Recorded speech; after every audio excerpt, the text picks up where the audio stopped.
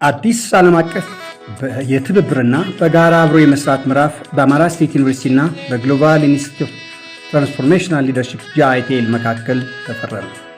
ሰኔ 1 2018 ዓ.ም ባህር ዳር።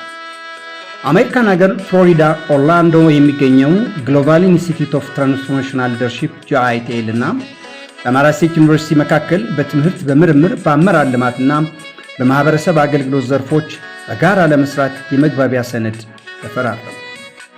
በሁለቱ ተቋማት መካከል የተደረገው ስምምነት የመሪነት ስልጠና የሚወስዱ ሰልጣኞች በዩኒቨርሲቲ ቆይታቸው የተሻለ ብቃት፣ እውቀትና የምርምር ችሎታ ኖሯቸው እንዲመረቁ ማድረግ ላይ ትኩረት ያደረገ ነው። ስምምነቱ የፈረሙት በአማራ ስቴት ዩኒቨርሲቲ በኩል የአማራ ስቴት ዩኒቨርሲቲ ፕሬዝዳንት ፕሮፌሰር ማተብ ታፈረ ሲሆኑ በፊርማ ስነ ስርዓቱ ወቅት መልእክት ያስተላለፉ ሲሆን ስምምነት የተለወጠ አመራርን ለማፍራት የወጣቶችን አቅም ለማጎልበት እውቀትን ወደ ተግባር ለመቀየርና ለሀገራችን ዘላቂ ልማት መሰረት የሚጥል ጠቃሚ እርምጃ ነው ብለዋል። አያይዘውም ትልቅ ለውጥ የሚጀምረው ከትብብር ነው፣ የተሻለ ነገ የሚገነባው ደግሞ በእውቀትና በአመራር ነው ብለዋል።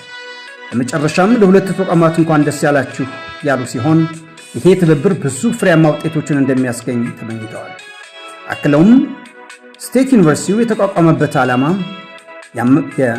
የመሪ ተቋማት ግንባታና የሰው ኃይል ልማት ማፍራት ሥራ ላይ በትኩረት መስራት መሆኑን አስታውቀው ዩኒቨርሲቲው ለስልጠና ለምርምር ምቹና ሳቢ ማራኪ መሆኑን ተናግረዋል። ምርምሮች የማህበረሰብ ችግሮችን ከመለየት ባለፈም ለችግሮች መፍቻ መሳሪያ ከመሆናቸው በላይ ፖሊሲና መመሪያዎችን ለማርቀቅም ዋነኛ ግብዓቶች መሆናቸውን ገልጸዋል።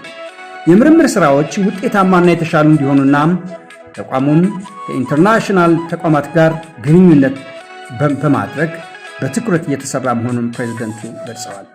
በግሎባል ኢንስቲትዩት ኦፍ ትራንስፎርሜሽናል ሊደርሺፕ በኩል የድርጅቱ መስራችና ፕሬዝደንት ዶክተር በቀለ ሻንቆ በዚህ ፊርማ ስነ ስርዓት መልእክት አስተላልፈዋል።